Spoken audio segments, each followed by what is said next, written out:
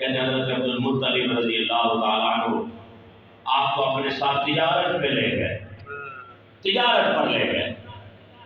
اور یہاں یہ بھی ایک چیز ذہن میں رکھیے کہ حضرت عبداللہ کے ساتھ باقاعدہ لوگ ہوتے تھے آپ کی حفاظت کے لیے، اور اس طرح سے عام آپ کا جانا آنا نکلنا یہ دشوار ہو چکا تھا، جس کی وجہ وہ چمک تھی چہرے کی، جس کی وجہ وہ نور مصطفیٰ کی روشنیاں اور آشنائیاں چاشنیاں تھی، اس وجہ سے مشکل ہو چکا.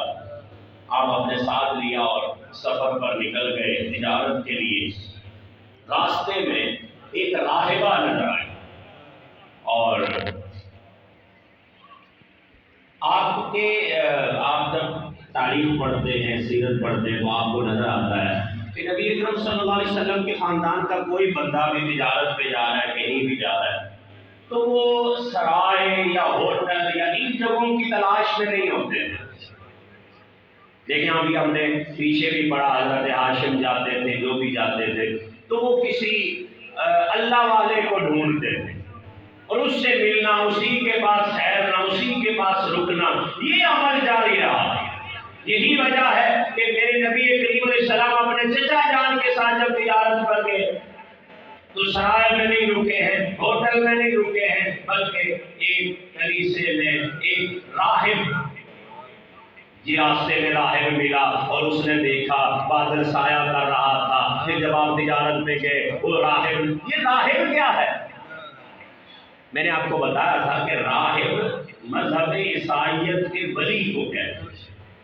تو یہ لوگ ظاہرہ بھی اعلان اسلام کا اعلان تو نہیں ہوا. تو جو عیسائی مذہب ہے وہ ظاہر ہے ایک خدائی مذہب تھا، ایک الہامی مذہب ہے، اس لیے یہ لوگ جدھر جاتے ان کی تلاش ہوتی کہ کوئی اللہ والا مل جائے اور اس سے بات ہو جائے. ایک راہبہ اس نے دیکھ لیا، اور اس نے جب دیکھا، دیکھیں نا آپ نور کو پہچاننے کے لیے بھی نظر چاہیے، ہر کوئی نہیں پہچان پائے. اسی طرح جو ہیرے کی پہچان جوہری نہیں کرے گا نا، اور ہیرے کی پہچان تو کوئی اور نہیں کرے گا. ایک طالب علم پریشان ہوا، اس گیا ایک دکان پہ، اس نے کہا جی یہ چیز دے دو، تو انہوں نے کہا جی پیسے، انہوں نے کہا پیسے نہیں ہیں، میں ایک حدیث سنا دیتا ہوں. اس نے کہا جی بچہ جا پیسے لے کے آئے. وہ بڑا پریشان اپنے استادوں کے پاس، استاد جی میں نے جی ہماری قیمت ہی نہیں ہے کوئی. میں نے اسے کہا ایک چیز دے دے، میں تجھے حدیث سناؤں گا. استاد نے اب سمجھانی تھی بات. استاد نے کہا بیٹا ادھر آؤ. استاد نے ایک موتی نکالا اور اسے کہا کہ جاؤ اس کا ریٹ لگوا، اس کی قیمت لگوا کے. اب وہ پہلے اس نے موتی پکڑا اور ایک گدھے والے کے پاس گیا جس کے گدھے تھے اور وہ کام کرتا. تو اسے کہا میں نے یہ بیچنا. اس نے کہا ٹھیک ہے 50 روپے لے لو. میں تو کیا کرے گا، میں گدھے کے گلے میں ڈالوں، اسے کیا پتا کیا ہے، اسے تو یہی لگ رہا ہے کہ ایک پتھر ہے، چلو ٹھیک ہے ایک موتی ہے، کیا میں گدھے کے گلے میں ڈالوں گا. جوہری کے پاس گیا، اسے کہا یہ میں نے بیچنا ہے. اس نے کہا بیٹا اگر میں ساری دکان بھی بیچ دوں پھر بھی اس کی قیمت نہیں دے سکتا.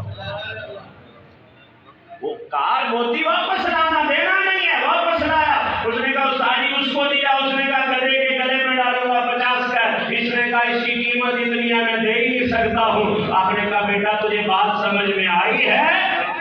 ہیرے کی موتی کی قدر جو ہی سمجھتا ہے، ایک گدھے والے کو کیا پتا کہ ہیرا کیا ہوتا ہے یا موتی کیا ہوتا ہے.